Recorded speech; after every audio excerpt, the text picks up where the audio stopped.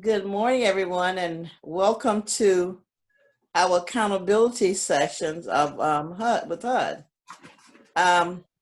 Just like to give a little ground rules and a little etiquette before we start.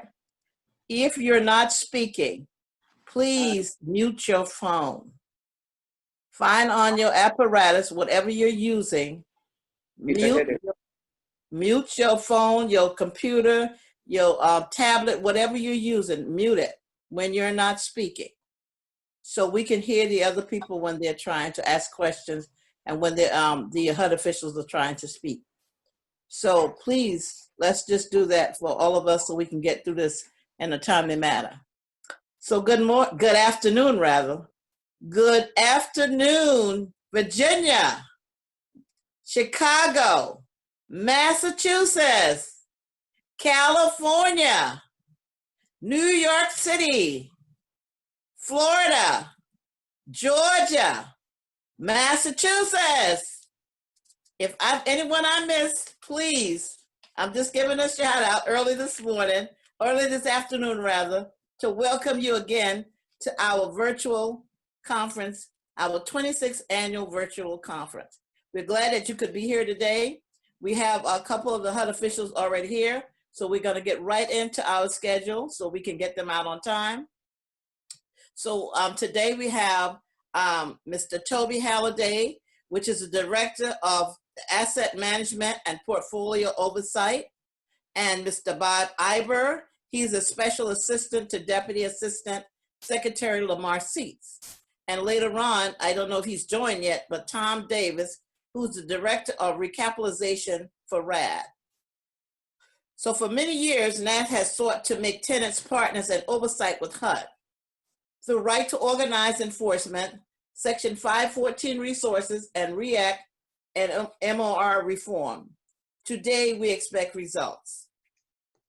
Make our community safe under COVID. We appreciate that HUD has issued guidance for owners that spell out requirements for keeping our buildings safe under COVID. Simplifies requirements for interim and annual rent recertifications to make it easier for tenants to get a rent reduction, and has issued a brochures for owners to post informing tenants of their rights, including the federal eviction moratorium from the CARES Act. NAHT has joined the National Housing Law Project and the National Low Income Housing Coalition to recommend additional steps.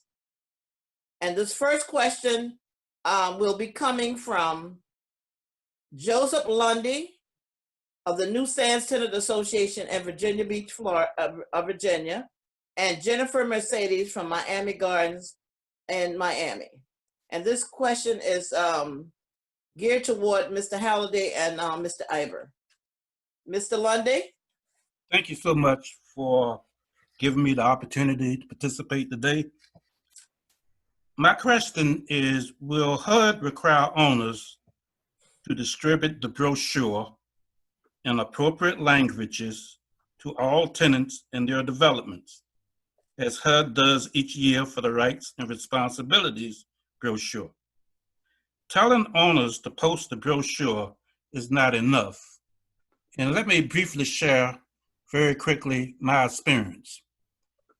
We obtained a copy of the brochure that HUD asked the owners to distribute, to post. It was not done in our building, so the association took it upon itself to post these brochures on the elevators, and they were taken down. So we feel that many of the residents did not get this information, and we would like HUD to make it mandatory for the owners to distribute these brochures to every resident in the building.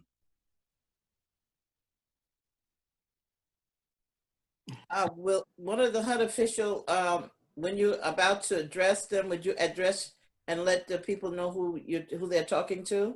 Would you give them your name, please? Thank you. Sure. So thank you, Ms. Collins. Thank you, Michael. And And thank you, Mr. Lundy, for your question. Thanks for the opportunity to be here today. I'm Toby Halliday. As Ms. Collins mentioned, I'm the director of the Office of Asset Management within HUD Multifamily, and I'm glad to be with you for your virtual conference today. So thank you also for sharing this list of questions in advance. And so we've got all these questions laid out, and we can go through these hopefully as quickly as possible, because I know you've got a lot that you want us to cover in the next 2 hours here. So to the first question, HUD is not requiring that owners post this brochure. We've had a variety of issues with this brochure. We're now on the 4th iteration of this. We do get periodic updates to the PBCA contact information that we added, which we thought was very important to make this a relevant resource for owners and for especially for tenants. We also have other materials that we're putting out on a regular basis to respond to the whole coronavirus pandemic and the situation that creates for tenants. I do expect within the next week or so, we will have a similar brochure that talks about issues related to the eviction moratorium and how that relates to forbearance for owners. We'll again ask all of our partners, including NAHT and other tenant and ownership and advocacy organizations, to distribute that as widely as we can, but adding to the list of things that we're requiring owners to post. We don't see that as being particularly helpful at this time. It's really getting this out through the network of people that are actively trying to assist residents seems to have the most impact. And again, we do expect all of these documents will change and undergo revisions from time to time, which is why we keep them up to date on our website.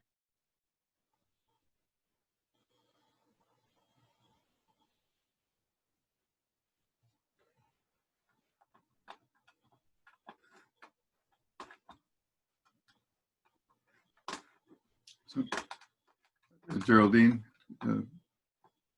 Jerry, you're muted. I'm sorry. Mr. Iber and Mr. Halliday, do you mind being recorded? No, that's fine. I Okay. don't mind being recorded. Okay, thank you. You're welcome. Okay. Thanks for asking. You're welcome. Jennifer, can you respond to Mr. Lundy? Yeah. Jennifer Mercedes? She's not there. Okay, Would you like me to step in or no? you can. Okay, hi, this is Shalonda Rivers, Bob Iber and Mr. Toby. Good seeing you all. Let me start my video so you all can maybe see me. So anyway, at Miami Gardens Village Apartments, and even with my community, one of the things that has happened is that the residents, even if HUD say posted in the office, there's no way for the residents to go in the office because a lot of the times the office has been closed or limited hours. Me, myself, I printed over 160 to post on all of the residents' doors. And I did advise them that there will be updates. So one of the issues is that the offices are closed.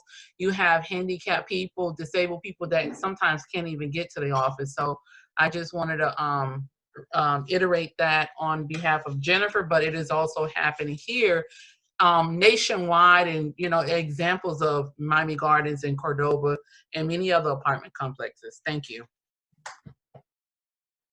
Okay, thank you, Shalonda. Okay, the next question will be coming from Kashana Clark of Oak Forest Tenant Association in Atlanta, Georgia. Kashana Clark. I'm going to have to answer Next that. question is coming from Kashana Clark and Oak Forest Tenant Association in Atlanta, Georgia. I will speak on her behalf. She could not get off work. Okay. Deborah Arnold, Atlanta, Georgia. Would HUD assume that tenants who do not pay rent have a constructive request for minimum rent due to income loss and adjust rents to zero accordingly? So I can respond to that as well. Thank you, Ms. Clark, for your question. The CARES Act provides HUD with a lot of tools to respond to impacts on tenants from COVID-19, but there's nothing in the CARES Act that allows HUD to provide rent adjustments to all HUD tenants simply for non-payment of their existing rent. Our existing data shows that approximately, and these are round numbers, approximately 40% of the Section 8 tenants in HUD multifamily properties have income from work or a primary source of income from work. So we have done everything we can, simplify the recertification process, make it easier, make it simpler, change it in ways that do not require tenants going into the leasing office to certify a change in income. And that's been our focus on responding to tenants. And we understand there are a lot of tenants out there who are impacted by loss of hours, loss of wages, and in many cases, loss of jobs. So we are not anticipating a change that would allow, as you're suggesting, a constructive request for minimum rent or non-payment of rent. Mr. Halliday, I'd like to go back to the question that Shalonda asked you earlier about the literature that she asked you about. Shalonda? Yes, Shalonda, I am here. Yes. could you restate what you just said to Mr. Halliday? I didn't think I'd get a response. Yes, I can restate it. I was stating that a lot of residents cannot go into the office because they are elderly or disabled, and a lot of times the offices are closed. And one of the things, I forgot to mention this, one of the things that I found out that I printed them out on my own, put them on all of the residents' doors as a tenant leader, is that a lot of the residents was thanking me because they were being charged late fees and they didn't even know. So the importance of the residents getting a hold of this notice is very, very important. So how will the residents be able to receive the brochure if the offices are limited hours or they're closed? How are they going to be able to see it due to the COVID and the offices are, is limited or is closed and locked? So thank you for your question. I think that's the same question we received earlier. And we are relying on all sorts of networks to get this information to tenants, including all the recertification information. So we have asked that owners post it. I understand that not all owners are posting it, although it is to the owner's advantage to do so, since it offsets any decreases in incomes that tenants are experiencing. We're also relying on NAHT and other tenant organizations, as well as advocacy organizations and local organizations, to make this information as broadly available as possible to tenants. Can I say this to you, pretty please? Understand that when I print it, this is money that is coming out of my pocket, right? And HUD is not assisting the tenant leaders with any type of funds. So please understand that the community rooms are closed. We can't go in there and print them out. This is money that is coming out of the residents. HUD is dependent on the residents. Yes, that is perfectly fine.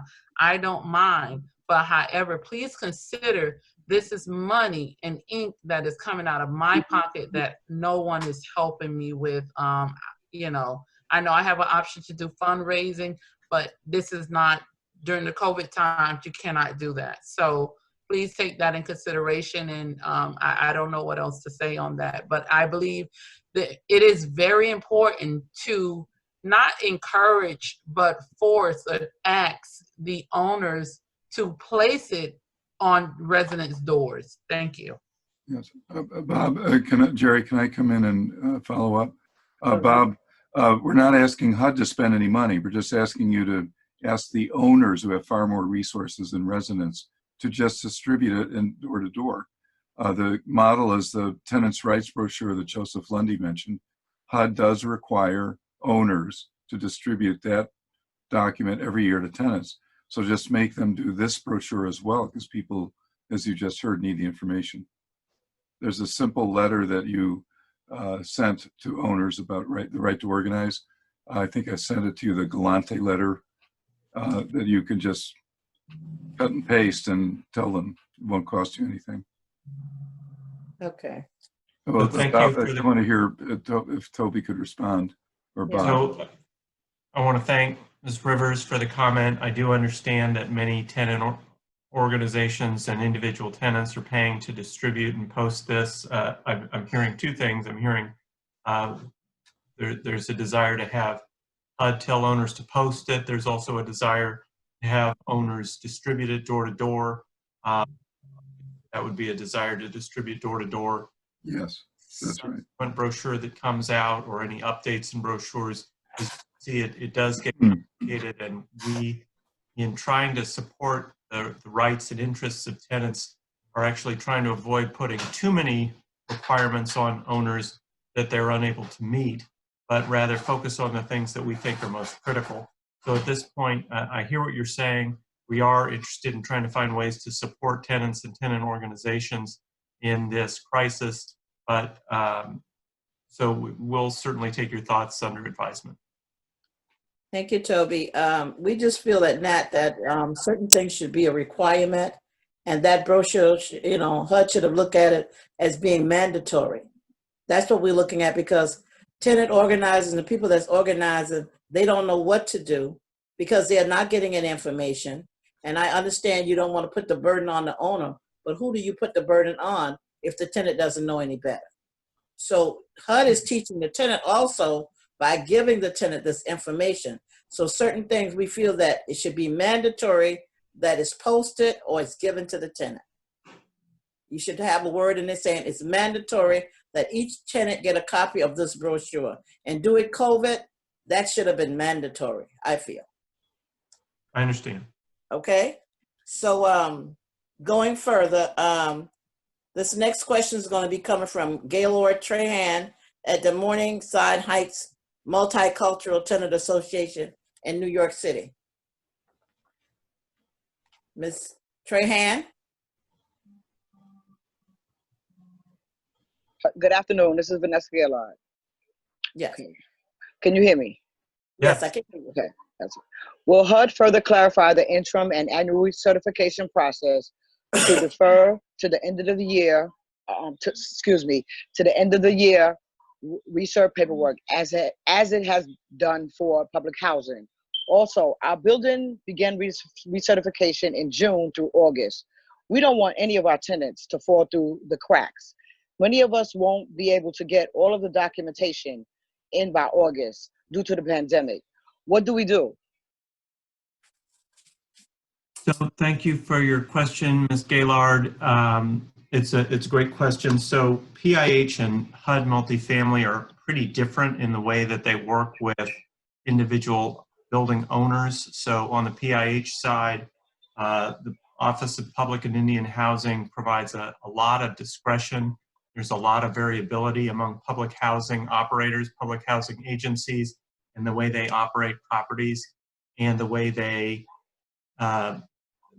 process recertifications. On the side of the Office of Housing, in this portfolio that we're talking about, the rules are much more specific and clear and uniform throughout the operating environment. So the rules that we have for recertifications are actually quite flexible. Residents do not need to go into leasing offices to provide interim recertifications or annual certifications. They can do that remotely, electronically.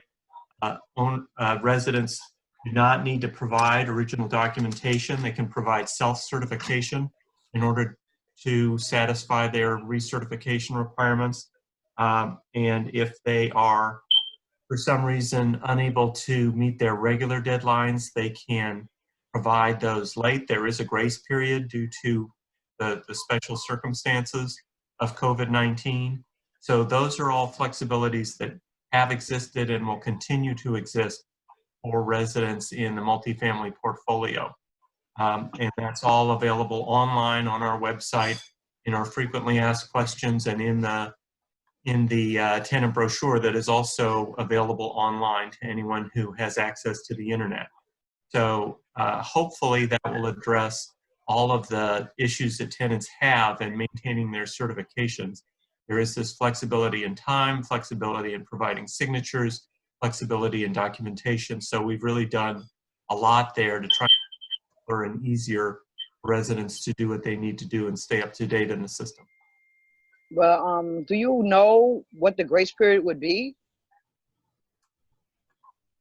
I would need to double check that, but I believe that if maybe Bob has the answer to this, I think it's at least 30 days. It may be longer, but that's all available on our website. Yeah, unfortunately, you've got the policy people and not the technicians. I think Toby's right. It's either 30 or 60 days, and that's the standard. I know our frequently asked questions, the answer talks about that there can be a grace period. I don't know if it's spelled out in there, but it's certainly in our 4350.3 handbook. If folks want to know, Michael, we can have somebody research it and email it back to you, but there's a standard grace period. And as a matter of fact, I'll make my first commercial for your session tomorrow afternoon, I believe at 5 Eastern. You're going to have Anicia Durr and Michael Sharkey from our office, who are really the technical experts that Bob's referring to, who know these rules inside and out and who can answer all of those questions. Thank you, I've got a Toby. question for you. Thank you, Toby. We got to move on to the next question, Davine, okay? We'll come back if you have a question. The next question is going to be Edith Matthews from the Northeast Towers and Tenant Association in Queens, New York. Edith? Ms. Matthews, are you there? Ms. Matthews, are you there? Okay, so I'll ask this question. As evidence mounts that high-rise, low-income, elderly housing, both public and multifamily, with large number of elderly and physically challenged tenants in communities of color, are hotspots for COVID spread and high death rates. Will HUD adopt guidance and encourage owners and local governments to provide free universal testing and building-specific mitigation plans to address this threat? So that's a great question. We're certainly aware that large elderly buildings, both with and without HUD assistance, have become, unfortunately, where COVID loves to roam. It has had a terrible impact on senior properties across the country, and we're really concerned about that. Throughout this crisis, we've done everything we can from the HUD side to support stable ongoing operations to owners, and have really relied as our partners in this program to operate their properties under the guidance that they have locally and from health experts. So we have tried very, very fervently from the beginning of this crisis to avoid putting HUD in the role of providing public health advice or medical advice or guidance, and instead pointed tenants and owners and managers to the CDC, to HHS, and to state and local public health officials to figure out the best way to address property conditions on site and avoid having these properties become hotspots. So HUD does not provide any kind of health direction, but really supports owners and managers and tenants in finding health specific information that meets the circumstances in their property and in their community. We also don't have any resources that are available for testing. That's not something that Congress has provided for. Congress has provided extensive testing funds to health organizations and state and local governments, so that's really their area of responsibility. I will also add, while we're having this conversation, that a lot of entities and individuals have said, well, why doesn't HUD share information about infections in these properties so that neighbors will know what's going on? And I can understand the intention behind that, but we have been very resistant to put owners in the position of collecting and sharing personal information about the health of tenants. We think that would be a terrible idea because, for one thing, it could be a disincentive for residents of a building to seek testing or to seek treatment if they thought their owners or their neighbors were going to find out about their health conditions. So we've really resisted having building management in a position of sharing information about tenants, or having HUD HUD employees in a position to share information about tenants. We just think that anything that would discourage tenants from seeking testing and treatment has bad implications, and we want to avoid that. Well, Toby, I have knowledge of a tenant that really, you know, while COVID was going on, the CDC refers that person to the management or the owner of that building to let them know that they tested positive for COVID. That person went to the management, told the one person, the director told someone else. And so that tenant in the building was ostracized, saying they put a garbage can in front of that person's door. That person was not to leave the apartment. Tell me, how is that not getting out private information? Well, And what do you do about what do you do about a manager or a owner that does this to a tenant? well, that sounds like a very unfortunate situation and exactly the sort of thing that we're hoping to avoid. In that case, it sounds like the owner got the information directly from the tenant.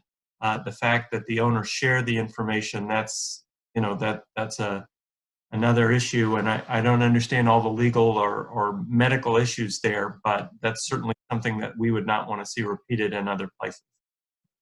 But how do you handle that owner if that person felt that their personal information was given out to someone else that should not have gotten that information? How do you handle that owner saying that now this person wants to bring a lawsuit against the owner for that information being put out? So, Ms. Collins, this is Bob Iber. I think Hi, that Bob. goes to Toby's point exactly, that those type issues aren't HUD issues. You know, and again, we are not the experts, but that sounds to me like a HIPAA violation, the Health Information Protection Act violation, not a HUD act, by the way. And we generally refer folks to CDC guidelines and local health officials, and that's another thing I would say. HUD should not be in the middle of that. I agree. If the resident wants to sue the owner, more power to them. But that's between the owner and that's between the resident and the owner. But again, we try to stay out of that. And generally, as Toby says, we advise, you know, owners as well, you know, seek guidance from local health officials. If we got that call, we'd say, Mr. Owner, talk to your local health officials about what they think is appropriate. Talk to the CDC, look at their guidelines, and then act accordingly. But again, it's kind of outside of HUD's lane, and we just don't think we should be giving any kind of healthcare advice. You know, use of project funds on the property, absolutely. Healthcare, that's not us. Mm-hmm. Okay. Thank you for that, Bob.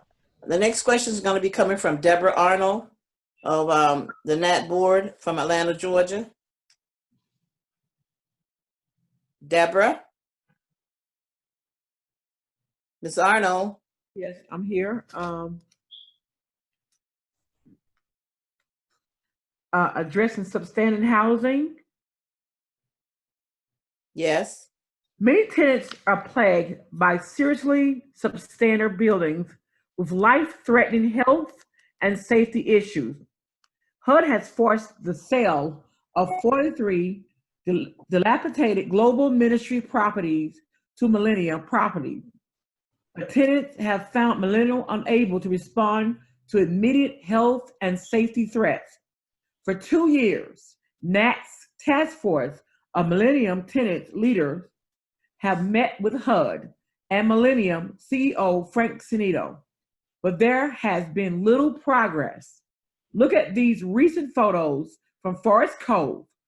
No one should have to live like this.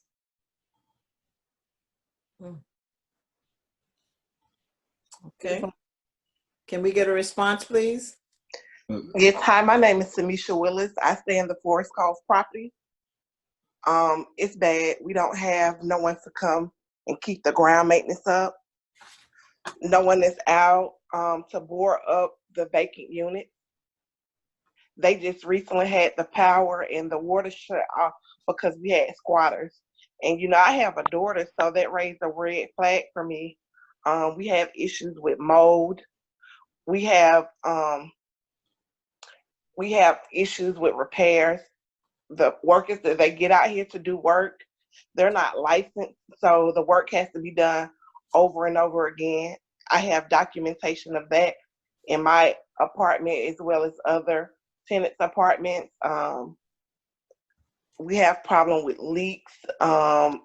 It just really is not a safe environment to raise our kids, and it's just out of hand. We don't have anyone to advocate for us. I have called several times to speak to someone at corporate, and we don't have the sufficient rent office staff because they have new staff. People has complained about not receiving rent receipts, having to pay rent again because money orders has been stolen. If you don't have proper documentation, then they'll try to evict you. If you try to get someone out here, we talk to the people from the task force to come out here.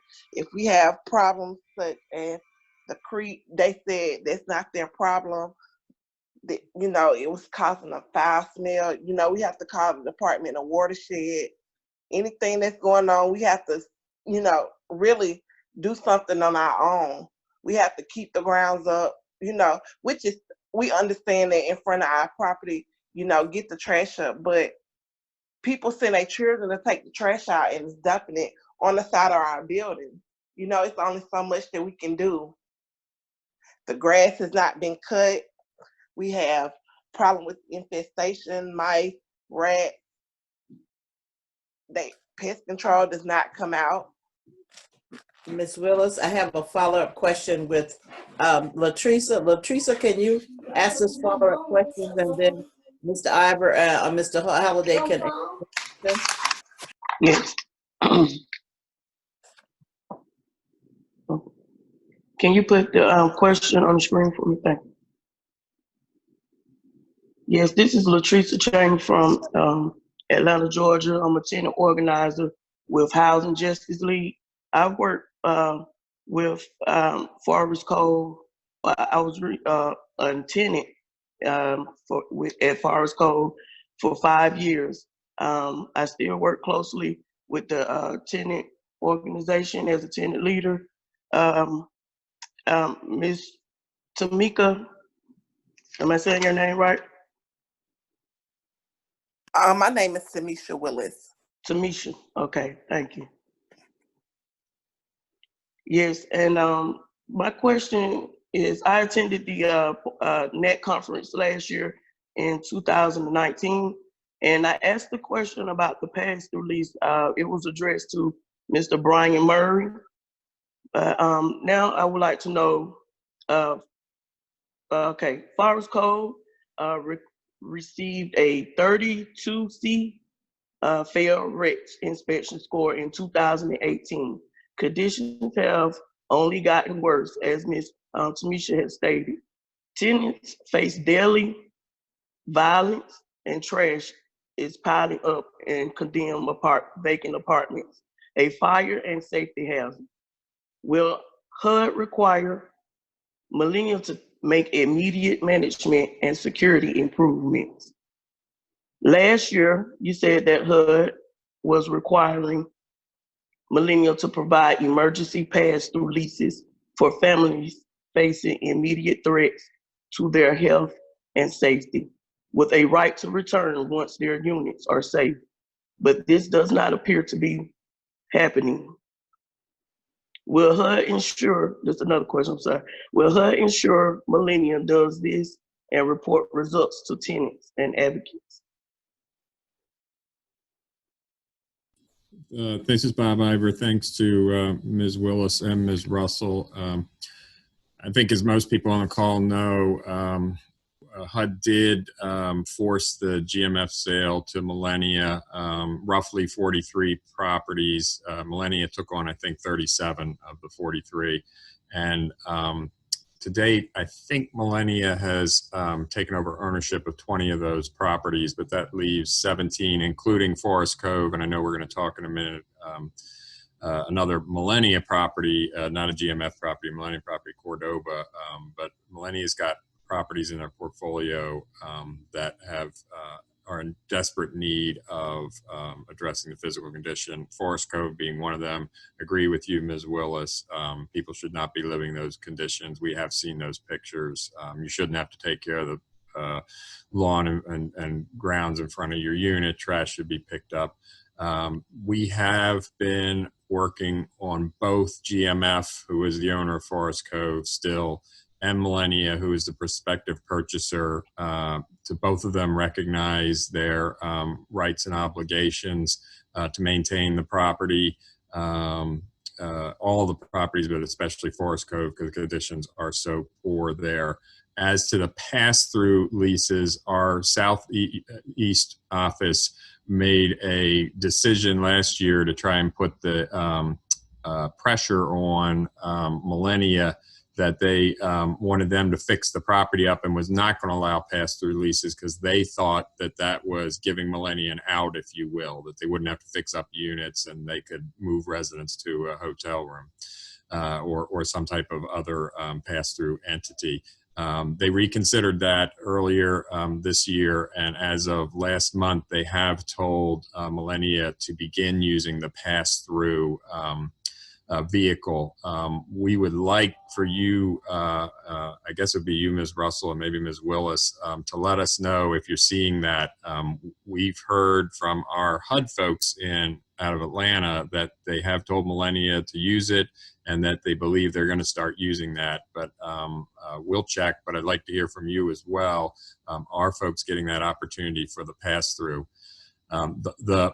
Again, the conditions are not acceptable, and we've told Millennia as the management agent and Global Ministry Finance is the owner. The good news, or the better news, is that according to according to Millennia, they've got the tax credit financing lined up, and they are expecting to close in October on a purchase and sale with a rehab of the property. Now, unfortunately, October is 5 months away, and again, we agree folks shouldn't have to be living those conditions. So hopefully the pass-through can come through for a lot of folks, and they can be moved into interim housing in the interim while either their unit gets fixed up or that the rehab takes place. And when they close, it's going to be a major rehab. I think I saw $65 million. So it's not going to be a patchwork thing. They're going to actually rehab the entire property. So we'd like to hear back from you. We'll check on our end to see if pass-throughs are going through in Forest Cove. You're right. We said last year they would. They did not, but they should be up and going now, and we'd like to make sure that those go forward. Thank you. Okay. Thank you, Bob, for that. I'm going to move on to Bob, as you just stated, that Millennia has quite a portfolio. And this is another one of the Millennia building that's located in Opelika, Florida. And this next question is coming from Shalonda Rivers in Opelika. Okay. Hi, can you hear me? Yes. Okay, perfect. I remember last year, I believe it was you, did say or state that Millennium did bite off too much more than they could handle, right? We do understand that that is one of the issues with Millennium. They've taken on too much that they cannot handle. They're not able to handle all of these properties. But my question, here in Opelika, Florida, tenants from Cordoba Courts remain plagued by dangerous gas leaks, water leaks, and mold, termites. And I know you have already seen plenty of the pictures that myself and many other people have sent over to you all. And I do appreciate what you all have done so far. The property now has a failed REACT score and city violations. These violations, they have a running fine of $300 a day. Now their fine, I believe, is over $240,000 as of today. We appreciate that OAMPO, OPIA, has required Millennium to seek $11 million for repairs. Will HUD ensure that the tenant association is involved in the repairs and refinancing plans and in the oversight of repairs and any relocation? The renovations is good, and I did hear you say that it won't be patchwork. Of course, we, the residents, you know, we see it different. We believe it is going to be patchwork. And I'm going to say this. I have, you know, I was in a hotel, you know, for a whole year. And when I came back, as I'm doing the walkthrough inspection, there was a mushroom, a fungus mushroom growing in the closet in my boy's room. Just a few months ago, there was a water leak in my apartment, okay, in the bathroom area where it have leaked before. I told Millennium this prior to me going to the hotel. Prior to me going to the hotel, the windows wasn't working. The windows are still not working, okay? As you know, that was one of the fights. But however, in my bathroom, there's a fungus right now that is still there, a mushroom fungus, okay? Because once again, as I told Ms. Kaufman, this is one of the questions or the things that I asked. Did Millennium truly gut out this unit and treat it properly, okay? So I'll give you a chance to speak and, you know, respond. And then I'll go into my next question. Okay, let me give the current status as we have it from Millennia and then get to your specific question. HUD has communicated to Millennia on many of these properties, the GMF sale ones, and some of their other properties, including Cordoba, that their repairs are not acceptable and their pace of getting to refinancing is not acceptable as well. Clearly, things have been going on too long with the conditions at Cordoba. So Millennia has committed to HUD that within 60 days from June, so let's say into August, they will have a refinance and rehabilitation plan going forward, or they're going to sell the property. We have been working to with local officials and with Millennia to try and make that path very clear for them. That if they can't, which it appears so far that they're unable to do, if they can't put together a financing package that requires full and pays for full rehabilitation at the property, then they need to just sell it to somebody else and step aside. So we expect to know the answer to that in 60 days because that's what they told us in mid-June. So we'll say August, Ms. Rivers. And so the only thing I'll say about that is, frankly, if they step aside, I think that's not bad news. The only thing is it would have to be a preservation purchaser, meaning someone who wants to keep the property as affordable and somebody who's got the experience and capacity to do a rehabilitation plan at the property. We don't want somebody coming in who's never done anything like this before or just looking at the bottom line and how they can make money off of that Section 8 contract. So, you know, there will be some due diligence and vetting involved before we can go down that path. But I think we'll know more in August. My understanding is Frank Sanito plans to meet with, and his crew, plan to meet with local officials on those housing code violations that you mentioned and what their plan is going forward, meaning Millennia and Mr. Sanito and the local officials. I understand that he's planning to meet with the residents as well within the next 60 days and talk to the residents about what the plan looks like and so forth. So we'll know more then. Now, to the point of your specific question of residents being involved in the process, one of the things that we impressed upon Millennia and that they have said is that they're going to meet with the residents and go through all of their rehabilitation plans, with the understanding that meetings right now during COVID-19 are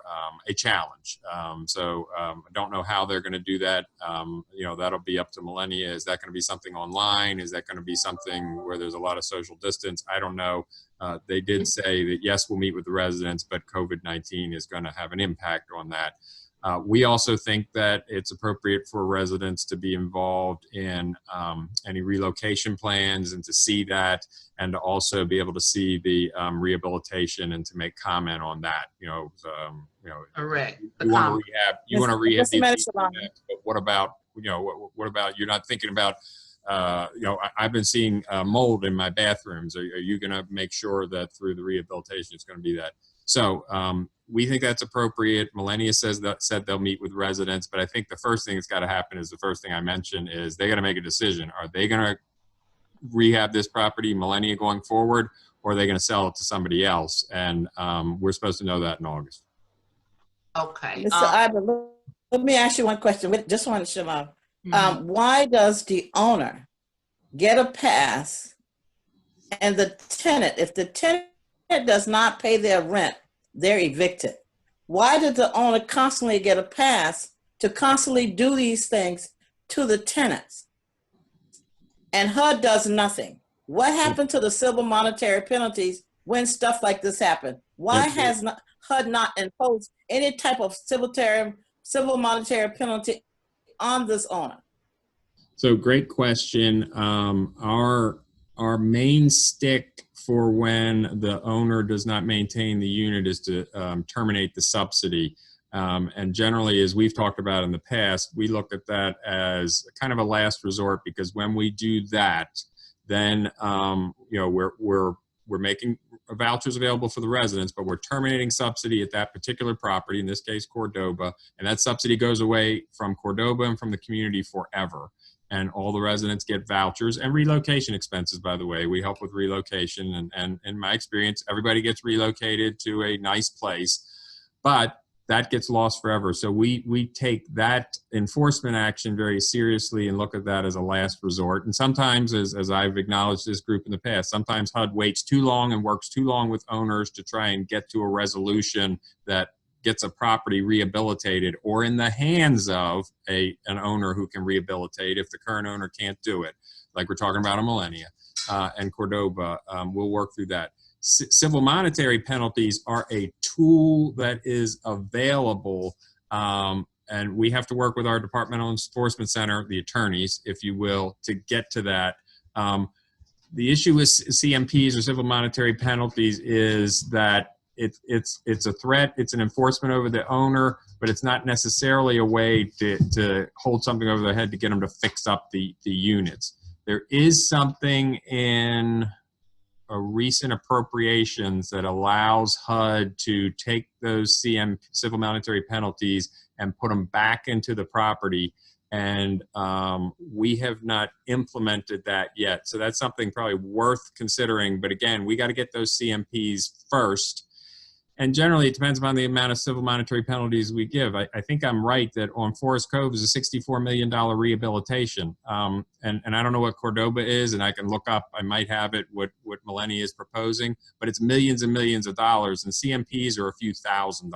Now, again, that's something, and it would help. And frankly, a few $1,000s towards Ms. Rivers' mold problem in her unit would probably go a long way.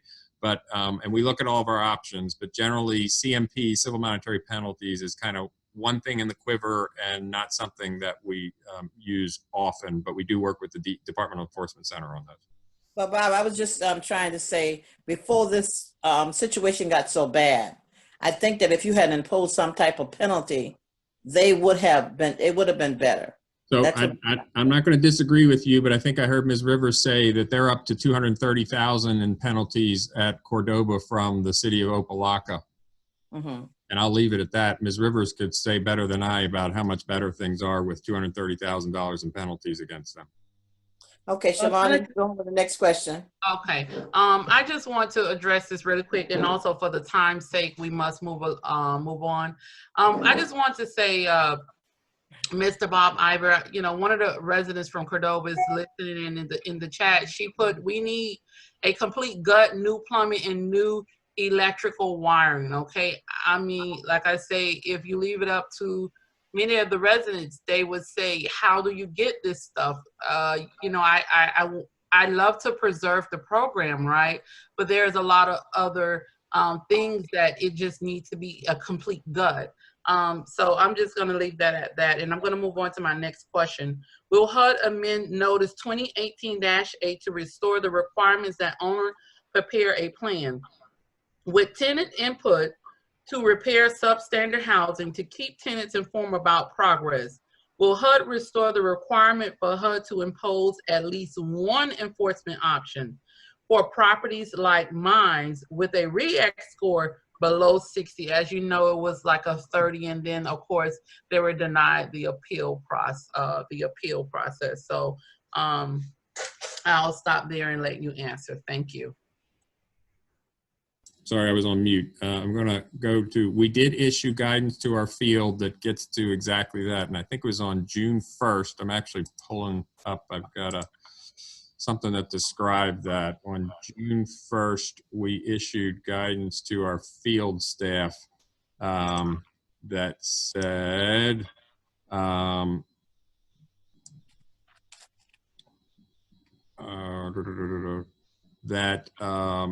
that they have to give residents as much notice as possible about inspections and about the documents available to review. I think that's not exactly what you asked, but I think that gets to resident input in that. And we also issued field guidance on the plans that properties have to follow. So I think we did issue something that gets close to that.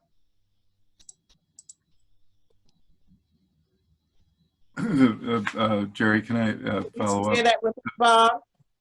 Yes. Can you share that guidance with put it in the chat if you don't mind? Yeah.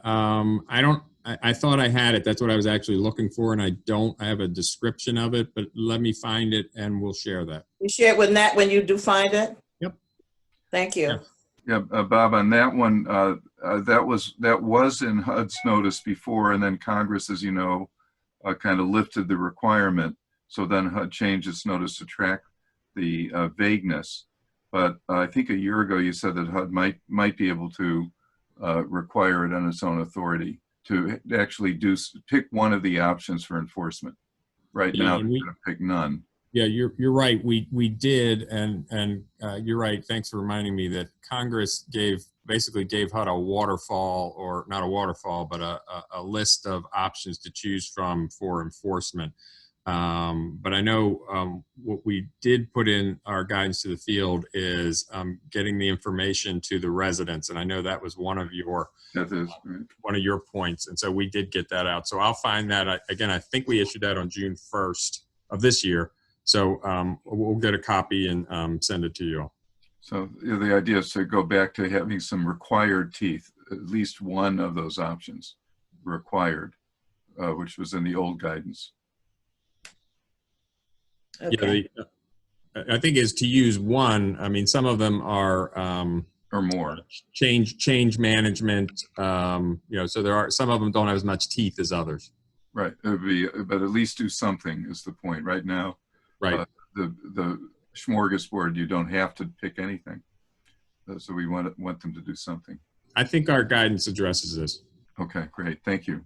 Okay, thank you, Bob. And Next question is going to be coming from Sandy Rollins and Tara Madison. Good afternoon. This is Tara Madison, Region 5 board member from Chicago. And this question is to Mr. Halliday and Mr. Iber, and it's regarding enforcing the right to organize. HUD is yet to issue any fines or sanctions owners who flagrantly violate tenants' rights anywhere in the country.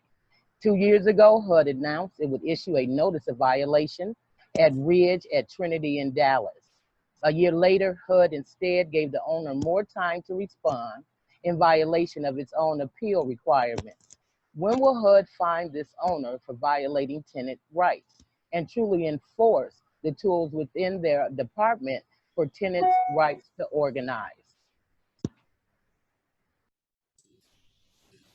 Sandy?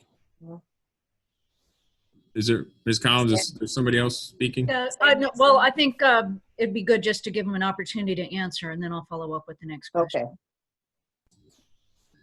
So we did issue the notice of violation on Ridge at Trinity. We did give them more time to respond. We got their response and took that to our Departmental Enforcement Center. And after discussing it with the attorneys at the DEC, we are not going to pursue any monetary violations against or penalties against the owners of Ridge at Trinity.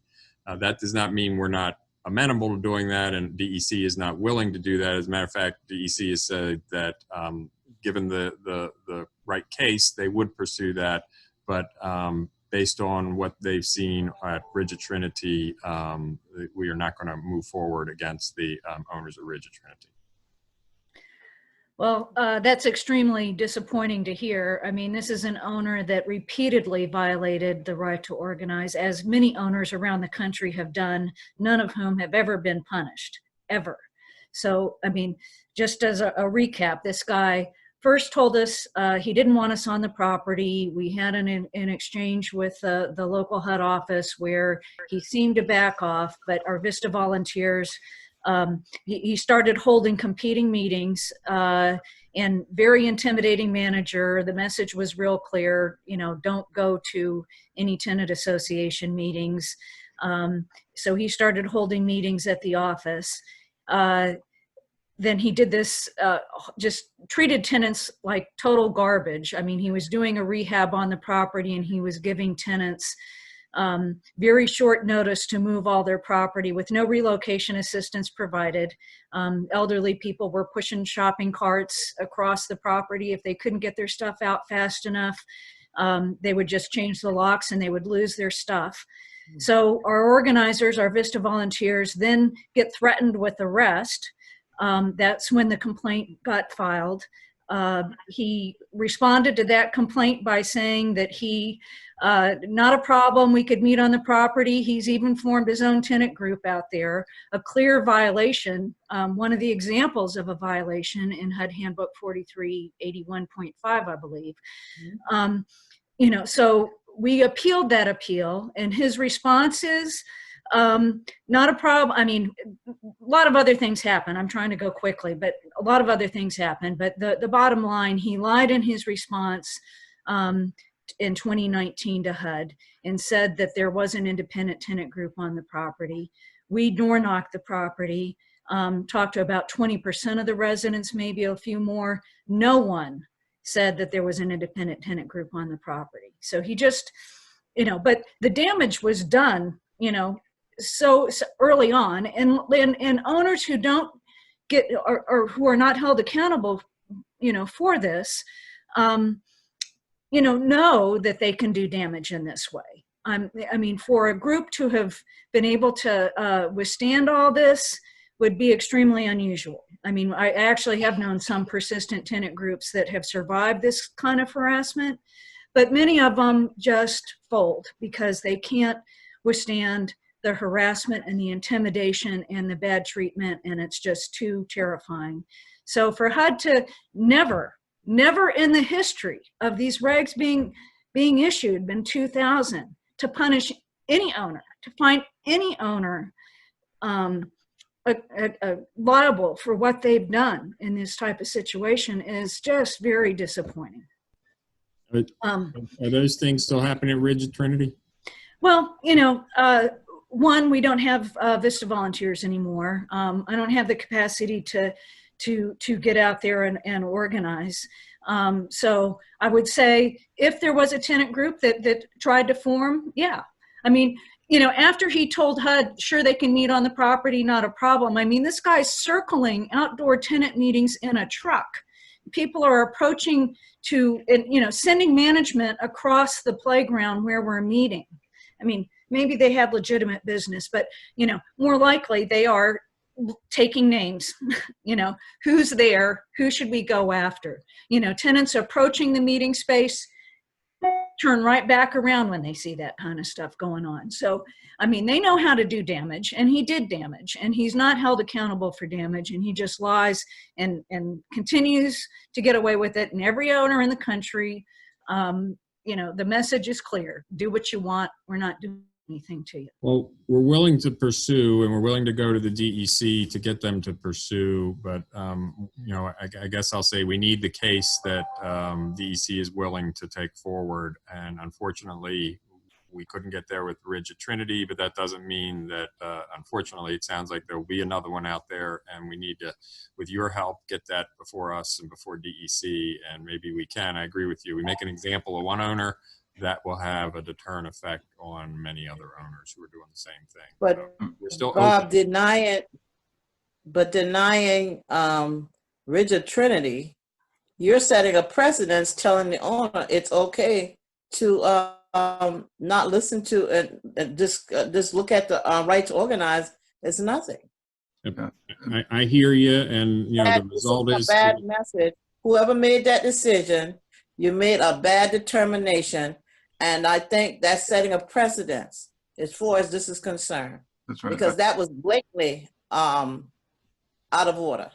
And I have to come in and say that the problem partly is the Department Enforcement Center and their attitude about this, Bob.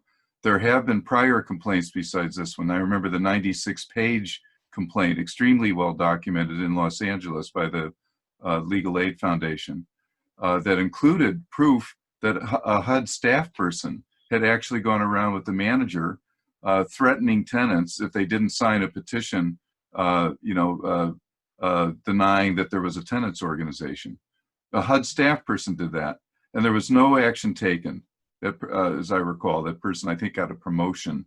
There was just so people have been sending another case like that in Illinois. So well-documented cases that have gone to headquarters that have been appealed have gotten nowhere. And we met with the DEC attorney on this one time, and his response was less than satisfactory, let's just say.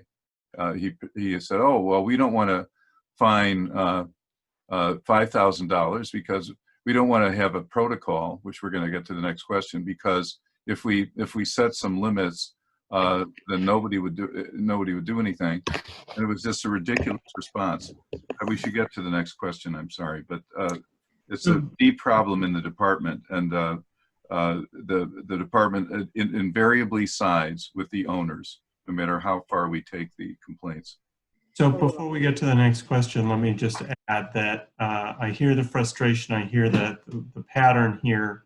It is very difficult. All of these things obviously preceded my arrival at HUD last fall, and that's not to say, well, that is what it is. But I will say to Sandy and to Michael and others, we'll deal with these issues on a case-by-case basis, and we take the tenant right to organize very seriously and are certainly open to revisiting these issues. And as Bob said, setting an example of bad owners where we have the ability to do so based on the facts that are presented. So I understand the frustration of these past examples.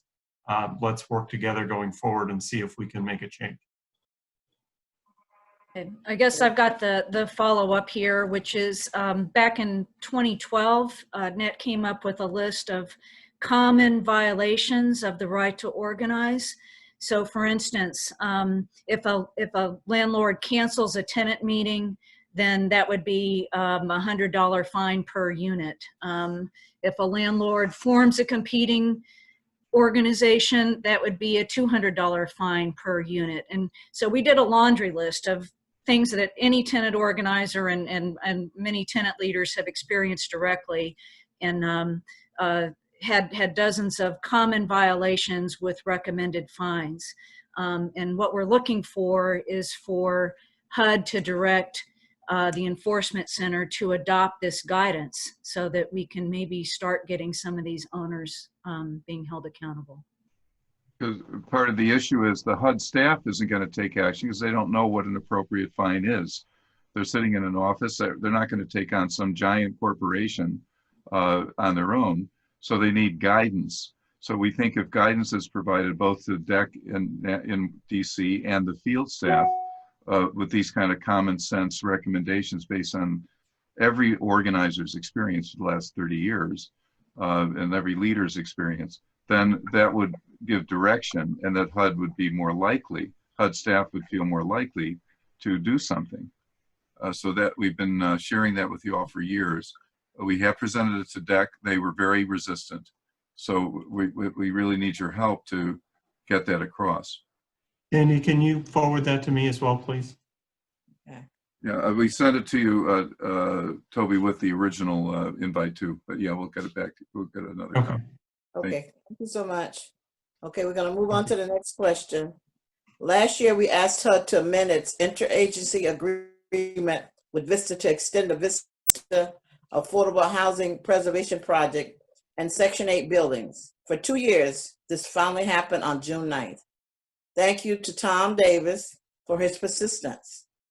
Since 2002, Congress has made available to HUD $190 million for tenant participation, but HUD has committed only $13 million for this purpose, and $4.2 million remains unspent.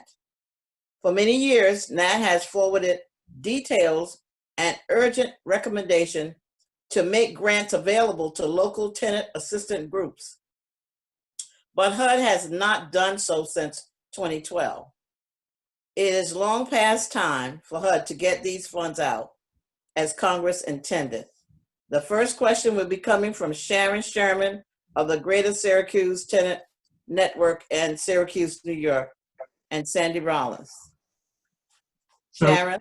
before we hear from Sharon, I wonder, a lot of these issues are under the direction of Tom Davis in the Office of Recapitalization. Yes, directed to Tom. So I'm not sure. And I'm on the phone. Thank you. Okay, Toby. thanks. Just wanted to confirm that Tom was with us. Great. Yep. Sorry for the interruption. Please go ahead. Yes, Okay. thank you. Hi, Tom. You've Sharon? heard from me before.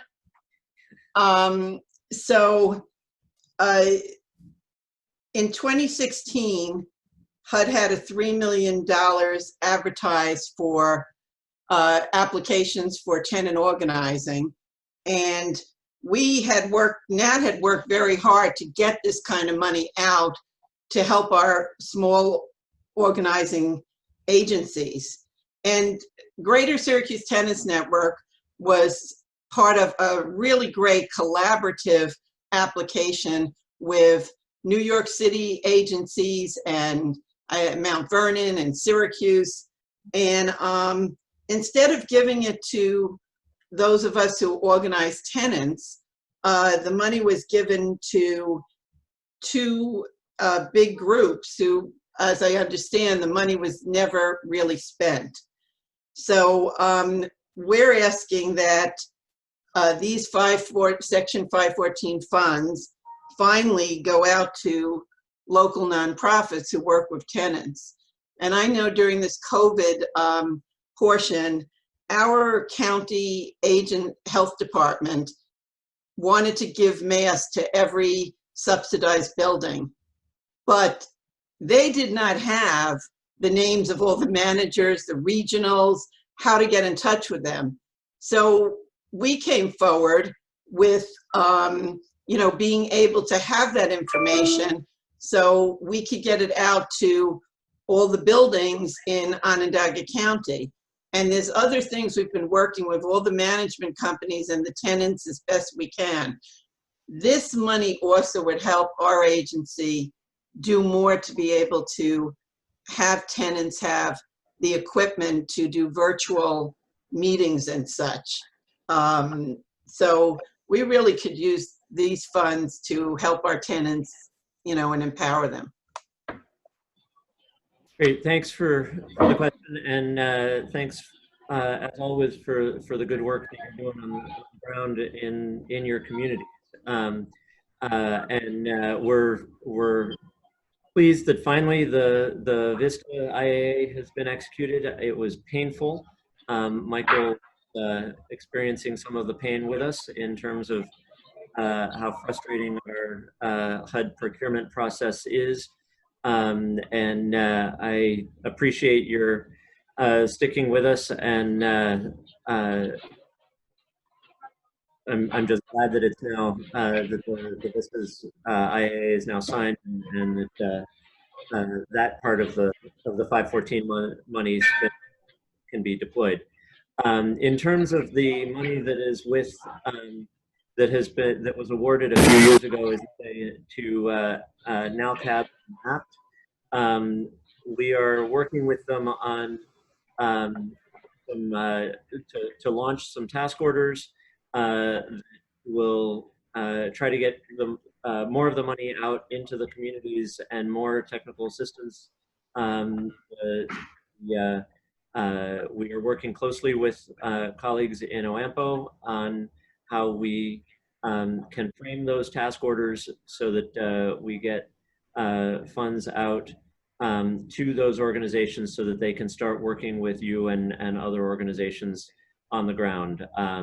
We're looking at both ways that those task orders can support the regular organizing and advocacy that you're talking about, and also some of the education around the rental assistance demonstration conversions and working with residents in that context. So we are trying to get some task orders developed and refined so that we can be getting that money out in much greater volume in the coming months. I can, that's great. And Tom, I want to thank you for your persistence and hanging in there and fighting to get that VISTA money. So hopefully that a lot of the people on this call are waiting to, select VISTAs and get going. But yeah, I think, the task order, that's great to hear that you're talking to NAHT. We've also been partnering with NAHT in the VISTA project, as you know. And so we have a good working relationship with them. So we can help with the, advising and where the money could be best spent out in the field. I think just complying with the original NOFA, the language in the original NOFA about the use of the funds, it was pretty good in terms of meeting the needs that Sharon was talking about, because it would track what HUD had agreed to do, which was to get resources out to the local organizations for local training of tenants and VISTAs. So, just hopefully those negotiations for task orders will come out along those lines and we'll be in business. Yeah, so I think we are working some of the internal stuff before the task orders can get distributed more broadly, but I'm not confident that we can do things like get equipment for some of the But the owners can do that with the money they have. If the resources like Sharon's group could go out and organize the tenants to make sure that that's the tenant organizing pieces there to get the owners to do what you have given them resources to do. So Right. I think that's. I was kind of thinking like the tenant network, we would own some laptops and we could use them at our meetings and stuff. So Not that this money. you have a timetable, Tom? How I know when we were on the call yesterday, there's so many things that you're working on. What kind of timetable do you see, and which? That's a natural question, and I realized as soon as you started asking it that I should have checked with my staff to be able to give you an accurate answer, and I failed to do that, and I'm sorry. I will check back with them and figure out what the timetable is on the development of these work orders. Thank you. Thank you. Sandy, did you have a response, Sandy? Sandy? I don't think I have, I guess, much to add to this. Just, obviously the NET network, when given the resources, can really be out there in the communities and organizing tenants where there's a need, and there's tons of issues in all of these properties. I know for our organization, we applied for the last NOFA.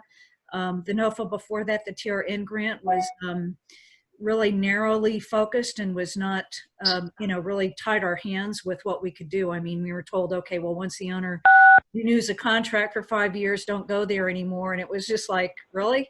You can't organize a tenant group without sort of sustained involvement in developing the leadership. And it was a very frustrating grant that because of the way HUD defined our role there.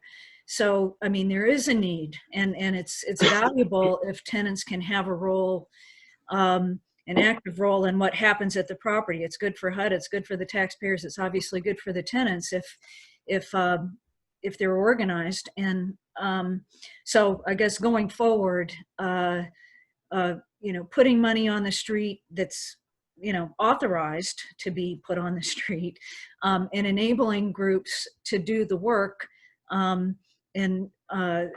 so that we can really assist people in the community and get tenants involved would be helpful.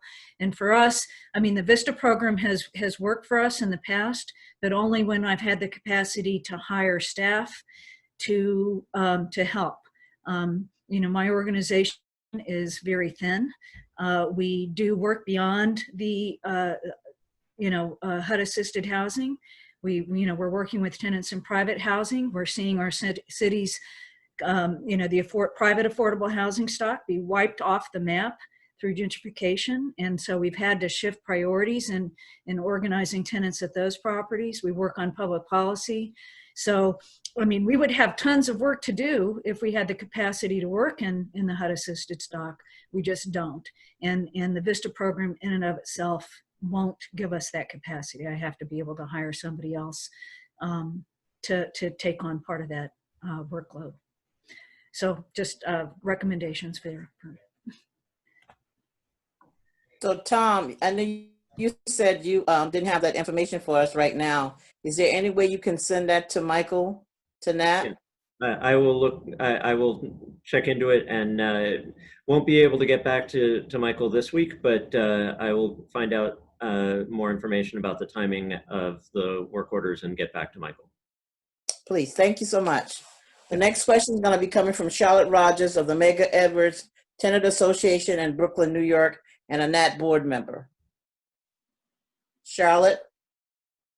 Yes, hi everybody. Hi Tom and Toby and Bob. Good to see you guys. Tom, I really want to thank you for sticking with us with the extension of the VISTA program. Thank you very much. I feel like my question have already been answered, but I'll ask it anyway. HUD now has an addition of $3 million from Congress in fiscal 2019 and $3 million more from fiscal 2020 that can be used for this purpose that everybody was talking about above. It appears that providing grants to local groups for staff to assist tenants has been a priority for the office. Recap have not been a priority of the Office of Recap. Will HUD consider including open in the administration of Section 514 grants and work with NAHT to prioritize getting funds out to local groups, especially to deal with the COVID-related issues in all the federal assistance houses?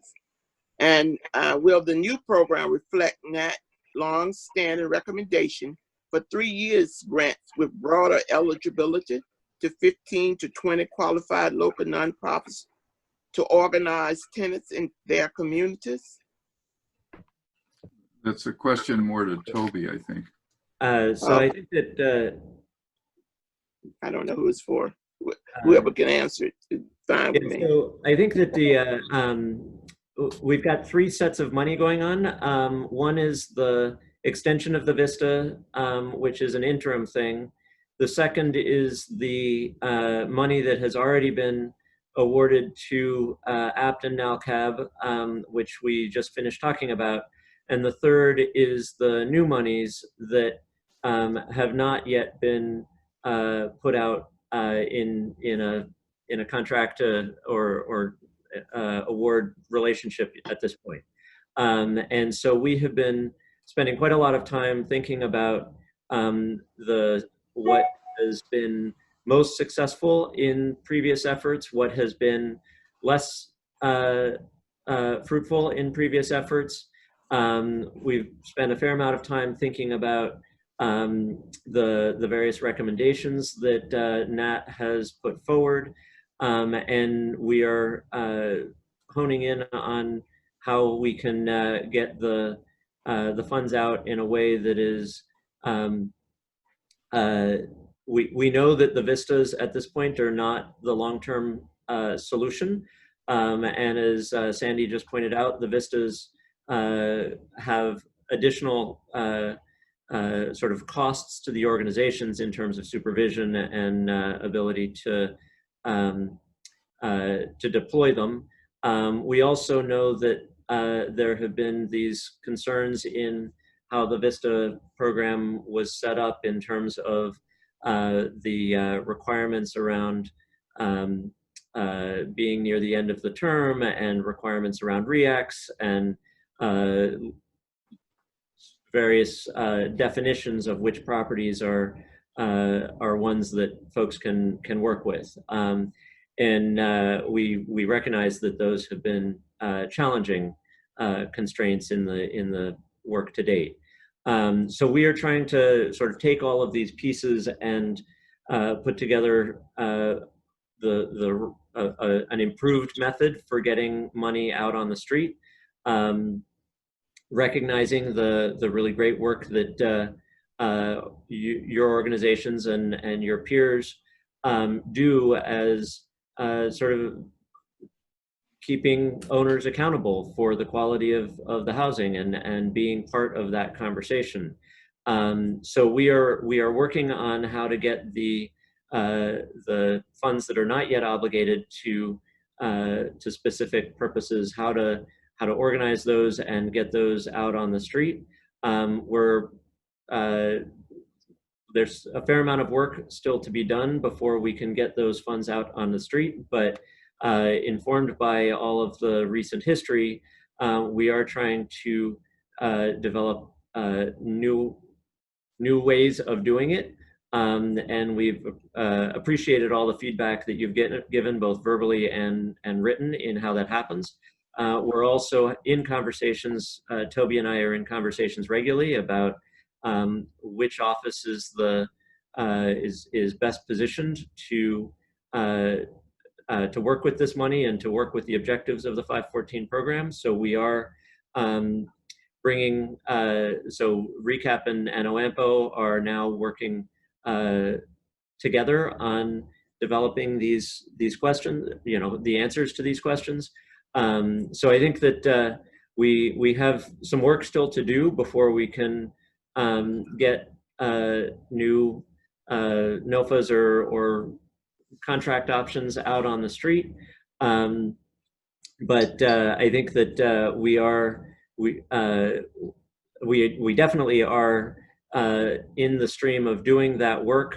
And in doing that work, we have also been trying to think about all the issues that you have raised about the organizational support that is needed to do the organizing, the balance between the concepts that were behind the two different parts of the VISTA effort, sort of the concepts behind the services and community connections, and the concepts behind the affordable housing preservation, and the concepts behind sort of the role that the residents play as HUD's eyes and ears at the properties. And we are trying to pull these various streams of thinking together into the plan for going forward, because as I think all of us recognize, the VISTAs is a time-limited frame at this point. CNCS is not continuing the VISTA kind of structure that we have had over the past couple of years beyond this current extension. So it is something that RECAP is working with OAMPO on, and we hope to be making good progress over the next handful of months towards getting this money out on the street. Tom, you can see how much consideration you guys there at HUD is having by trying to get your ideas together, how you gonna get this money out and all that, what you just said before. So you can imagine what these nonprofits, organizing groups out here are trying to do, not having any money to really work the work that we see that need to be done out over here, out here in these communities. So, I mean, so think about that while you going along, and it seems to be taking such a long time for you guys to figure out how you can get the money out, how you can spend it. I mean, we're talking about from 2019 here.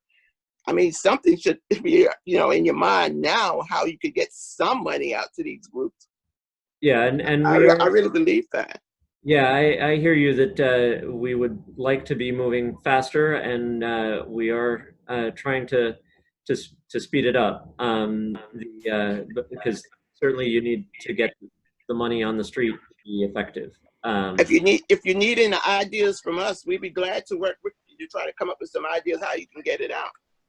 Yeah, so certainly you've shared a concept piece that we've been referring to regularly about your thoughts on how it would work, and I think there are definitely pieces of that that have informed the conversation within HUD so far. Okay, thank you, Tom. Mr. Halliday, could you respond to what Charlotte just asked Tom? Well, Sure. do you have any comments on the question that I asked?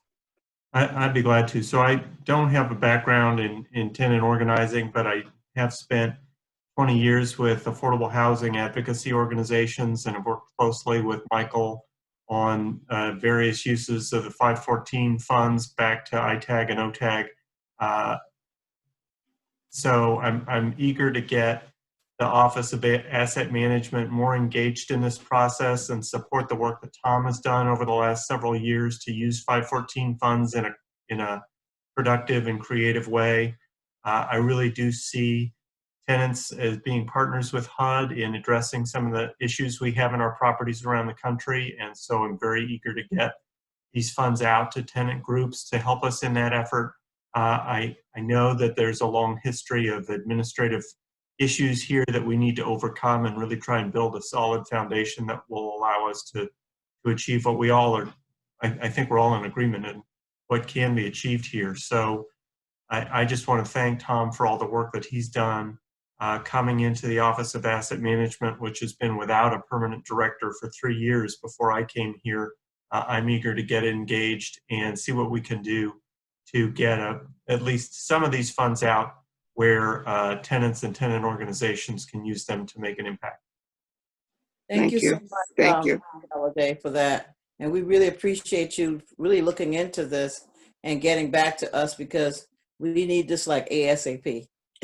If you don't. That's a great, yeah, I'm really glad to hear that too, Toby. Maybe after today, a follow-up task force or something from some of the experienced organizing groups like the ones you just heard from, plus yourself and Tom, could meet to talk about these ideas outside of today, after today.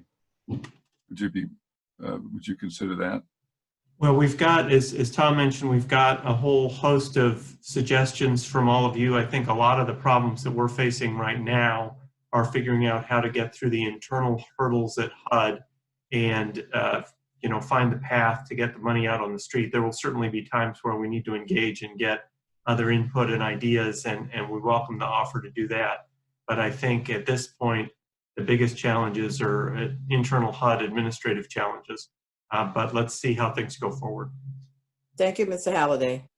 The next item, last year, NAHT's request issued a field notice to remind owners they should give 24-hour written notice before entering apartments, except in emergencies, and to make REACT and the Management and Occupancy Review MORs available to tenant associations and their representatives. We appreciate this response. In 2016, NAHT sent recommendations to HUD to include tenants on MOR inspections and allow tenants to appeal to HUD and trigger an MOR if contract administrators like CGI are not doing their jobs. In San Francisco, Chicago, Atlanta, HUD responded to tenants' requests for a partial MOR, and we got results. When will HUD amend Handbook 4350.1, Chapter 6, to allow legitimate tenant organizations to trigger a full or partial MOR upon written requests? So this is Bob Iber. I think as most folks know, I know Michael and Ms. Collins know, the 4350.1 handbook chapter is in the process of rewrite. And it has been. And so timing is good for that. One of the things I understand that we have, or we are prepared to put out in COVID-19 is put a bit of a hold on that because the MORs have fallen behind and we're on hold because of COVID, is for partial MORs. And I understand from Walter Wynn that that will be in the chapter. One thing that we've always said is that when we HUD determine and the PBCA determines which properties are going to get an MOR, tenant complaints is one of the first things that's checked. So I know that's not the same as a resident group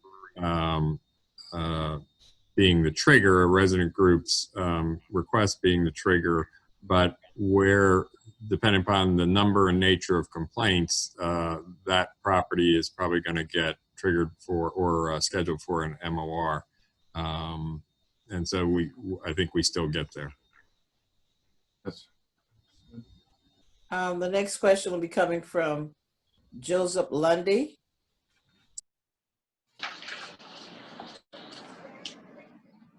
Joseph? Mr. Lundy?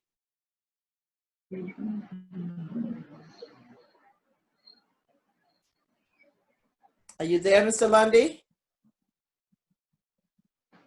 Okay, this next question, are you there? Okay, will HUD amend Form 9834, its inspection questionnaire for MOR field visits, to require inspectors to meet with tenants during inspections and include review all common management abuses?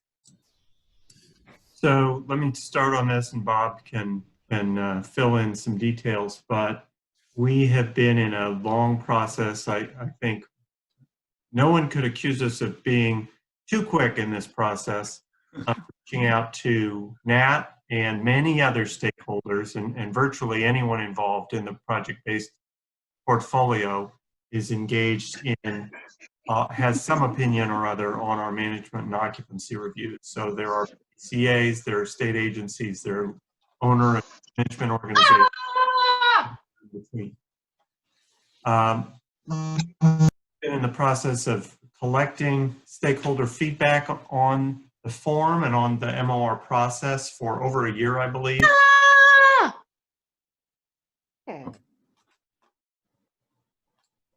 Could someone please mute your phone? Host, please mute. Mute everyone, please. I'm working on it.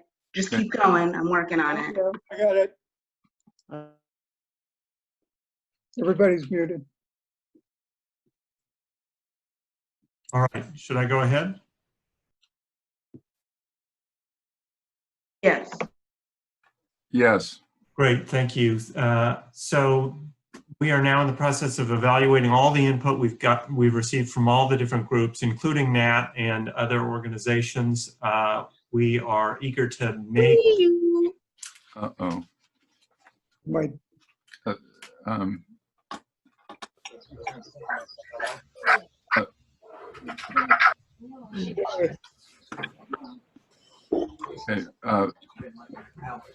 Host, please. We're working on it, Michael. It takes a second. Everybody's muted. So we'll find the. Some people go to the weight room. We don't know who it is yet.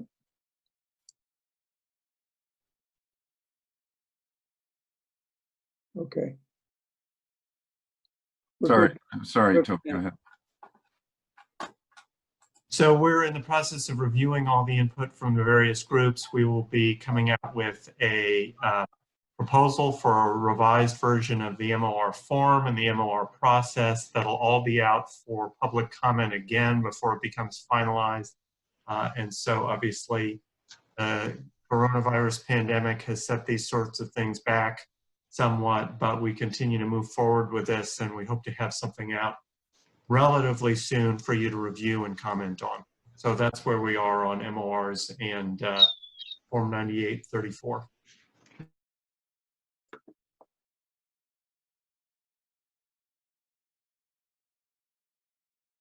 If you want to speak, just unmute yourself. David, it's Jerry. Unmute Jerry. Jerry, she can unmute herself.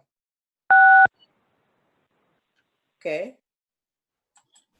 Yeah, go Okay, ahead. NAHT also sent HUD detailed recommendations for changes to 20 pages questionnaire HUD staff use when they calculate or when they conduct an MOR to address common management abuses that are asked during inspections today. Will HUD edit Form 9834 to address these common problems not addressed today? And the first question is coming from Deborah Arnold of Atlanta. I'm sorry, Shalonda Rivers. Okay, yes, this is me. Hi, can you all hear me? I just want to make sure you all can. Yes. Okay, perfect.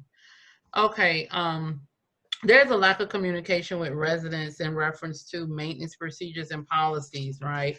And just as an example, Cordoba here, we had an MOR, I believe, a few months ago, and in the MOR, and I mean, of course, it took me months and months. I requested this, they didn't want to give it. I had a difficult time receiving it, but eventually received it after months. But it says adequate maintenance procedures or follow-up are not in place to address current maintenance deficiencies that exist on the property.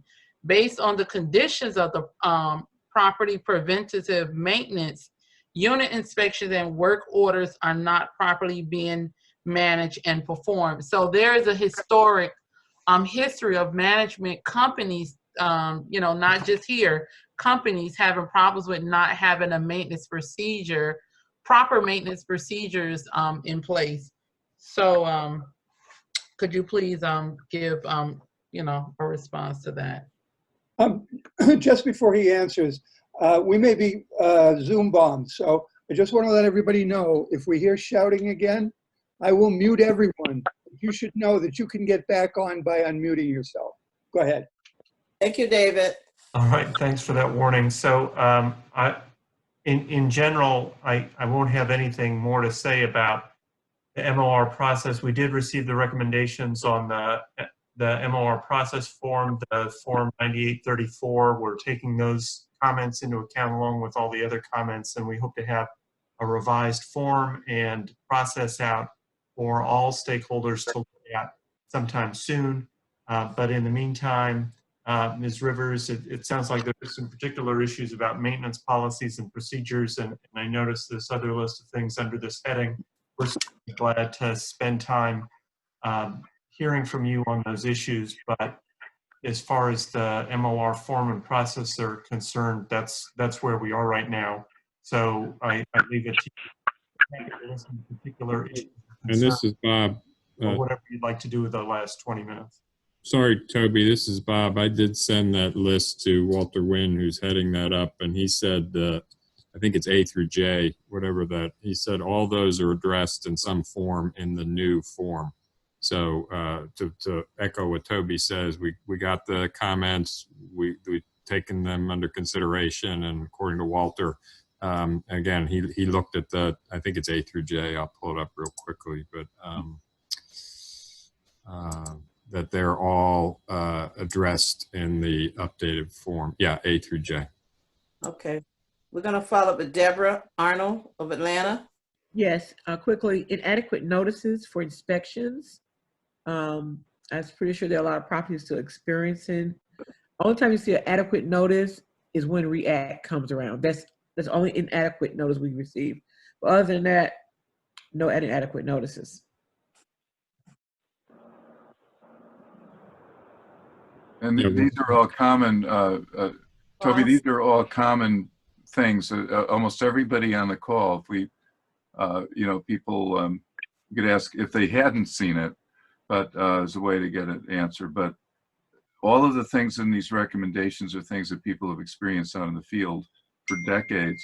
but the handbook questionnaire today doesn't ask the management companies when they go in. The inspectors are not asked to look at these things.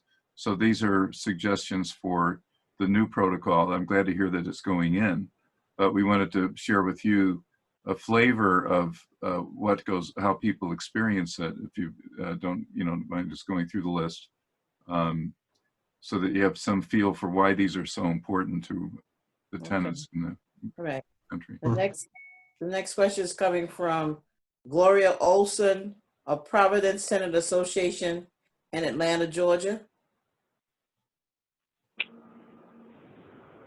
Gloria? Good afternoon, everyone. I'm here. Just had to unmute myself. It is Gloria E. Wilson. Make that correction, Gloria. Okay, I'm sorry. I sent it to you, but that's okay. Mine is waiting list abuses and transparency. I've been in my unit since February of 2016, and fortunately, I was the last person to get in my unit out of 150 units, and I was placed on the waiting list. Just to describe how it works.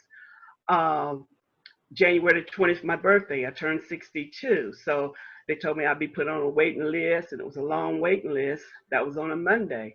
On a Friday, I got a call that they were giving me the last apartment. Okay, and that worked well. Okay, since I've been here, I leased a unit in the building that was supposed to be smoke-free. Okay, with it not being smoke-free, then it had created breathing problems for me, and this is what I want to point out on abuses. Okay, so I asked for reasonable accommodation because this is supposed to be a non-smoking unit, actually non-smoking property facility, but one, they put up a smoking station for the smokers. And when I came here, I did sign a lease, and it said I had to agree that I was not going to be smoking. And I would think 150 people got the same lease that I did. Number two, I have not seen my lease, have not seen my recertification. Went in on January, we had to sign forms for the recertification. We didn't get that until March, and they wanted us to backdate it to January 31st, but still had to be put on a waiting list just to receive your lease. Okay, so with that being said, Wilson? Yes. Can you make it a little brief? Because we are short for time. Can you just ask the question, and because we still have a lot more to cover? Okay, well, my question is, so what is going to be done about these abuses, and what's going to be done about transparency? Thank you. Toby, the idea here is, Mr. Halliday, can you answer that? Yeah. So again, these are all questions and points that have gone into the group that is looking at the MOR form, and they're all taken into consideration as we're revising that form. Right. Okay. But I do appreciate getting the background. From Karina Andrews of Roxbury, Massachusetts. Karina?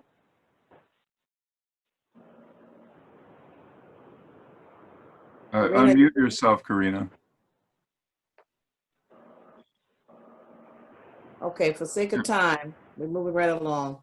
Unqualified outside contractors. What about that, Mr. Iber or Mr. Halliday? It's the same answer, I guess. Is Shanisa Willis back on? Yes, I'm here. Did you have a question for me? Yes, they have outside contractors coming in to replace our floors, and they're not doing in electricity because the power in my bedroom is just shorted out. out of nowhere, and they have outside electricians coming in and the companies to do the flooring, and it has to keep being repaired because they're not qualified, they're not licensed, so they're doing a subpar job. And this is another common problem.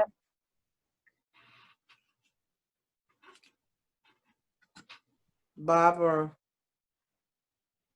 Mr. Halliday? So I did hear the comment. I did hear the comment you made earlier, Ms. Willis, about Forest Cove and the unlicensed contractors. So Bob may have other comments on this. Primarily, our focus is on the quality of the work that is done and the condition of the units. While there may be specific issues about how contractors are selected, that would probably be better for a side conversation. And certainly our folks who are working on the MOR process will look into this comment because it was included in that list. But our main consideration in terms of asset management is what is the condition of the property and the condition of the work that's being done. Right. So if, as you say, unqualified. The condition of the work that is being done is terrible.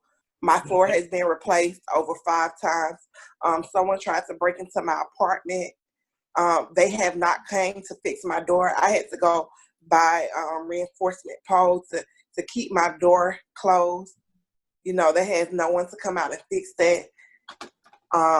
Like I stated, my electricity in my master bedroom, if I flip the light on in my bathroom, the power goes out in my master bedroom. That's, you know, it's just terrible. Yeah. Yeah. So, and Toby, Karina Andrews couldn't get on because just now she was texting me, but it's the same deal. A lot of the problem is the contractors are usually unqualified. And when you're going into doing an MOR, you could ask the inspectors in their questionnaire, could ask for proof that they're qualified contractors.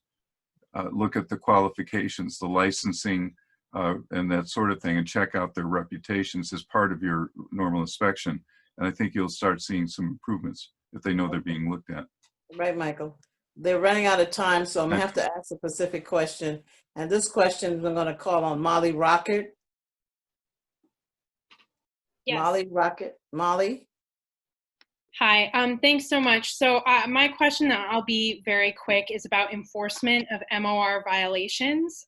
Through a FOIA request, we got some MORs out of New York, and we found that of the batch we got, 61% failed or required corrective action for lead paint inspections in those buildings.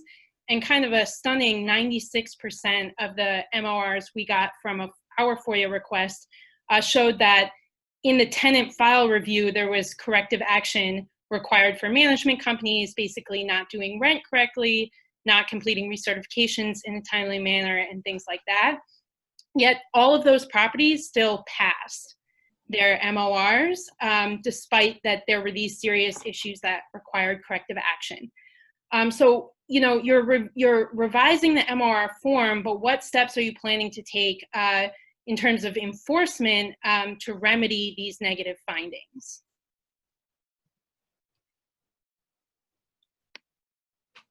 Mr. Halliday or Bob, please. sorry, I was on mute. So obviously, faulty tenant file reviews and sorts of things, lead paint problems, those are all obviously significant issues.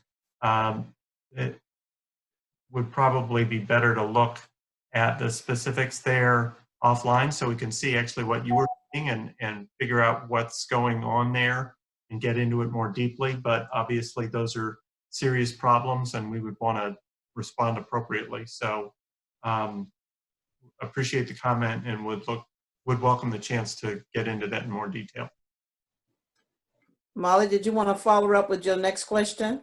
Absolutely. Thank you, Mr. Halliday. And just relatedly, based on the kind of shocking findings we found from that Freedom of Information Act request, Lenox Hill Neighborhood House and tenant advocates in New York have put in a follow-up FOIA request to try to get copies of MORs back from 2015 through the present for the 5 boroughs of New York.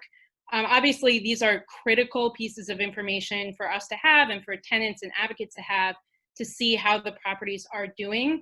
But so far, HUD has refused our fee waiver request on that FOIA, despite the fact that we're obviously a nonprofit and doing this to help our clients and neighbors. So will you commit to kind of helping us get access to those documents through that FOIA request? I'm not familiar with the request or the cost of complying with that request. Some of these FOIA requests, as you can imagine, become quite voluminous. So we'd be glad to look into that with you, but and just see if there's a way that we can get you the information you need that is releasable and that is that we can manage in a cost-effective way. So we'd be glad to look at that. I can send that to you as well afterwards, if that is okay. Sure. Okay. We're going to go back in the questions, Michael, just right quick. Sure. There is Luana Borden on the phone. Luana from Asbury Plaza in Chicago. Or Odetta Taylor. Ms. Taylor, are you there?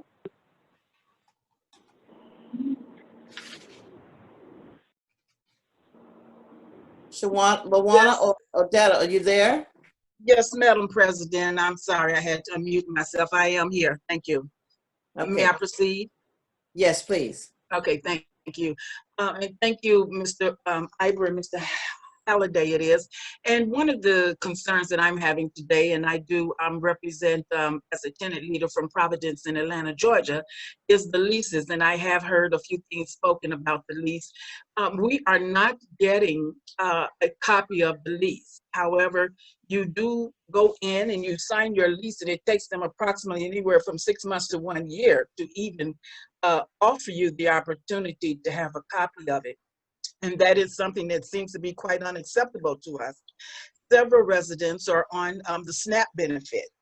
And even the new residents that come in, when you apply for SNAP, you have to have your copy of your lease. And that is something that is not happening here at all. And when you have to sign your name on a sheet and say, if you want one, you can have one, but due to the lack of paper, they're not doing it.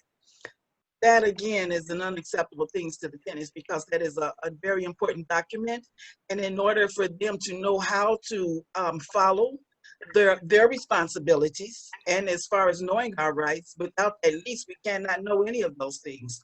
So that is something that we are hoping that you will take into consideration, working with the owners, and let them know that it should be a mandatory, that when we sign our lease, at the time of signing, we should be able to receive that copy right then and there, and not the next year or not at all. That is a big problem for us. And as well as receipts, when we're paying our rent, there's absolutely no indication that they're interested in giving receipts.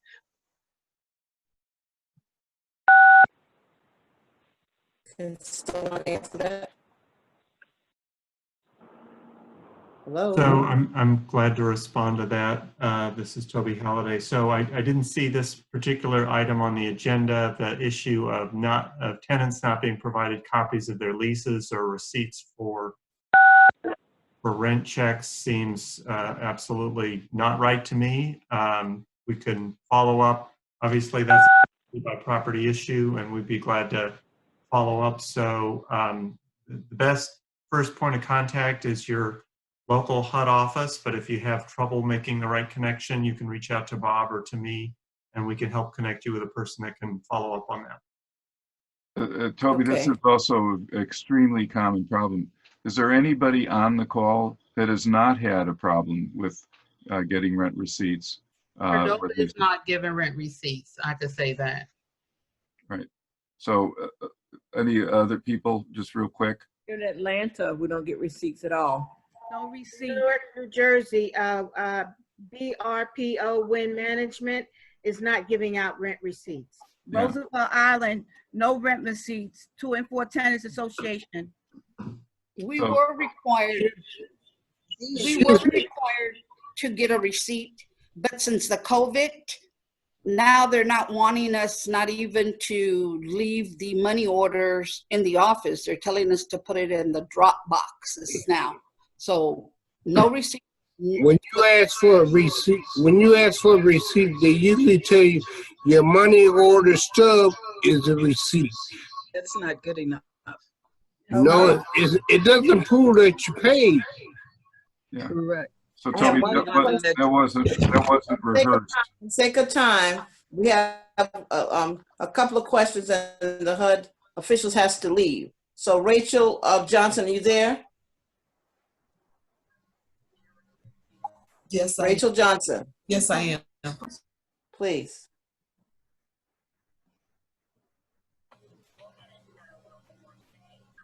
Could you unmute Rachel, please? Rachel Johnson. She can unmute herself. Okay, I'm here now. I'm sorry. It's acting up. In our comments to HUD for HUD's planned selection of the new PBCAs, NAHT recommended that, I'm sorry, can hardly see this, that HUD's current requirement for PBCAs to share tenant complaints with management puts tenants at risk. Will you revise this process to protect tenant confidentiality and avoid retaliation? This is Bob Iber. Thanks for that comment and question, Ms. Johnson. We did get Nat's comments to the draft solicitations from a couple of years ago. So we do have those. Thanks to Nat for submitting those. We've talked about this, I don't think I was at last year's, but 2 years ago, but I think it's a recurring theme. Anytime a resident asks for anonymity, HUD staff and the PBCA should recognize that and keep the resident's name and identity confidential. However, as I've said in the past, if Ms. Johnson has a problem with her toilet, it is kind of difficult to talk to management about fixing something in Ms. Johnson's unit and maintaining anonymity. So yes, as long as folks ask, I think their anonymity should be maintained. But again, depending upon the nature of the complaint, I think that may be difficult, if not impossible. Okay. This is one last question, if you guys don't mind. And this question is coming from Vanessa Trahan of the Morningside Multicultural Tenant Association in New York City. Vanessa Trahan. Vanessa, can someone unmute Vanessa, please? Hello, can you hear me now? Yes, Vanessa, go ahead. Weeknights at 7. Can you hear me now? Yes. Will intervene to sanction the fines malfunctioning PBCAs such as CGI? Will HUD direct CGI to communicate with the tenant advocates upon presentations of a signed release and provide full language access for non-English speakers as required by federal law? Thanks, Ms. Trahan. Nice to hear your voice. This is Bob Iber. So this is one we're not familiar with. So I don't know if you or Ms. Collins or Michael has more information on that. We would be happy to look into that. And if there is something we can do with CGI, we would be willing to intervene. But this is one we weren't familiar with. So we did get the question in advance, but we didn't know anything about it. So I don't have an answer for you other than if we could get more information, we would. I can give you an example, Bob. The example here is that, we have CGI here in New York. And once you call CGI, they immediately call management. And it's no use because they don't do anything. Management chastises the tenant and harasses the tenant And CGI is not helpful at all. So is this when you as an advocate call, or is this when residents call CGI? Any resident that call, we would have to go straight to the regional office because CGI is not helping us. And they don't have language access. They won't serve anyone who can't speak English. I've had tenants call who are Spanish speakers, and they have told me on the phone that they do not have even Spanish translators available. So this is definitely in New York, CGI, because CGI, I think, as you all know, sees. Yes. This is definitely in New York, though. May I follow up? You asked about the permission. So as an advocate, some programs require that I have a written confidentiality statement from the client. So even without immediately changing the whole CGI, the whole contract administrator's thing, is there a way, like in normal procedures between when someone is advocating or representing, that there can be something where a tenant organizer could have a confidentiality statement that says, so-and-so tenant is authorizing me to speak to CGI on the tenant's behalf? That may be a way beyond the major tasks you're doing now to change the whole, to revise the contract administrators. Yeah, so that question we did have in advance, and I forwarded that to our PBCA staff and headquarters, so the HUD staff that oversees the PBCA, and they said that if it's an issue of health and safety and an advocate calls, the PBCA should respond to that immediately. So an advocate calling on behalf of a resident. If it's something else, if it gets into, they're being evicted or the calculation of the rent, that our folks said that they thought it would be better if the resident was on the phone at the same time. So again, talk to the advocate, but that's kind of personal financial information to the resident. But that's also a violation of the tenant's rights if they have a lawyer on retainer, for example. So if CGI is refusing to talk with a tenant lawyer who is retained by the tenant, and they have a signed release and a signed retainer, it's not legal or proper for CGI to refuse to talk with the lawyer who is, under the eyes of the law, an extension of the tenant, right? So same for an advocate. I'm hearing you. But the problem is for lawyers too. CGI won't even talk to lawyers unless they're translating for the tenant, period. CGI will not continue a conversation with a tenant lawyer. Even I'm sorry. Molly, can you introduce yourself to the HUD officials, please? I'm sorry. Yeah, Molly's been on before. Yeah. Oh, you've been Molly been on? Okay. All right. Sorry, Ms. This is the part of the problem, Bob, is that when we looked at the actual requirements, the instructions for the PBCAs are that if they get a call from a tenant organizer, they don't respond to the call. They're supposed to refer that to HUD because they assume that there's a press angle. So there's actually a policy on that. Same if a tenant calls, their protocol is you immediately call the management with the name of the tenant. So that has to change in HUD's protocol for the new PBCA NOFA. So that was the first point. The second is, if there's time, if you all have a few more, can you all stay on a few more minutes? Michael, we have to move on because we have a break and the workshop should start on time. If you but we want to thank the HUD officials for being here today. I got Ms. Rocket's point, so we'll follow up on New York and CGI and the issue with written authorization and advocates. Thank you. Thank you. Michael, if you have a quick question. Sure, yeah, the quick one. It's like when I asked about the rent receipts, these are widespread problems. And that's why we want the policy change. But if we ask the question, has anybody ever seen the posting for how to contact the PBCA? Almost nobody on this call will have seen that. Yeah, we do hear that. Ask it the opposite way. Has anybody ever seen it posted? If we were in a room, it would be visible. But that was the first question in this section. So it's a deeper problem, and that and then when people do try to use this system, it's really largely useless. You get the runaround. CGI is notorious, not just in New York. It's not just a New York problem. When Shalonda called in Opelika, she got to, the North Tampa Housing Authority, which is really CGI. She got a call center in Ohio that told her to use bleach. So there's a problem about the effectiveness, responsiveness, anti-tenant attitude, lack of language access in not just CGI, but many of the PBCAs. Not all of them, but many.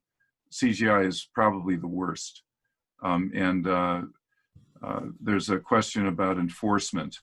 Like what if there's a violation of MORs, what is the enforcement protocol? And that's another thing we were hoping you could answer.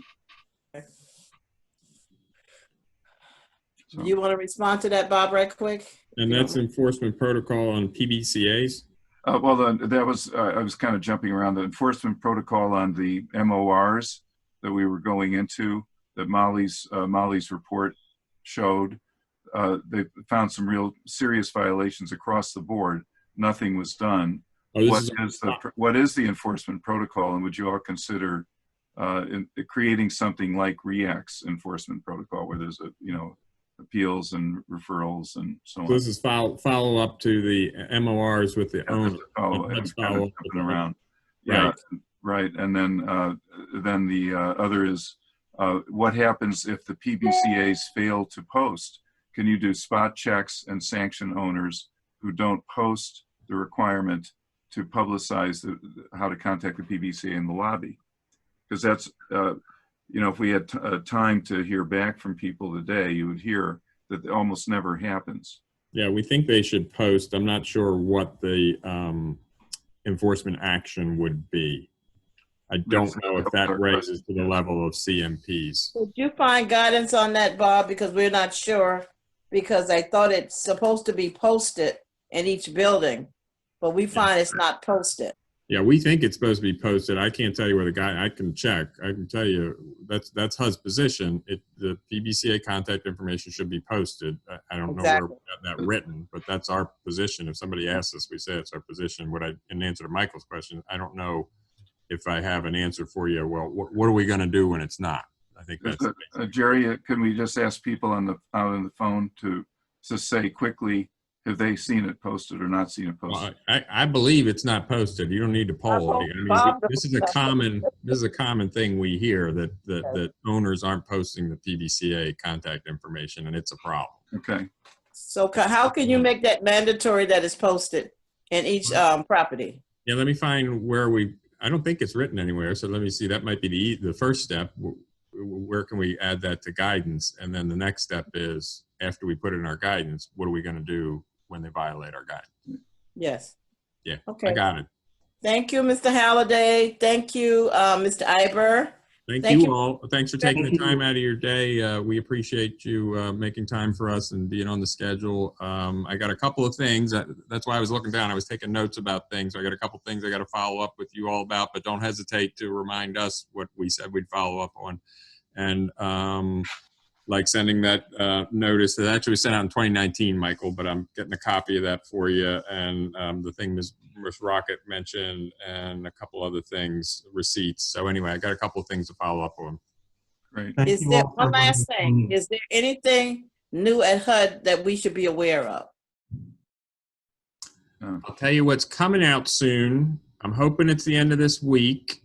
So forget the part where I'm going to tell you it's a new updated brochure about, who that's going to get to and getting at everybody. But we've got some information coming out on and actually Toby mentioned, I think, on the ending of the eviction moratorium. So we've got guidance coming out for owners, more specifically directed for owners with some tenant protections in there. And then we've got an updated or a new brochure. And we're hoping to get that out by the end of the week. It's a short week, and we're trying real hard. We just got to get through our process. If it's not, it'll be out next week.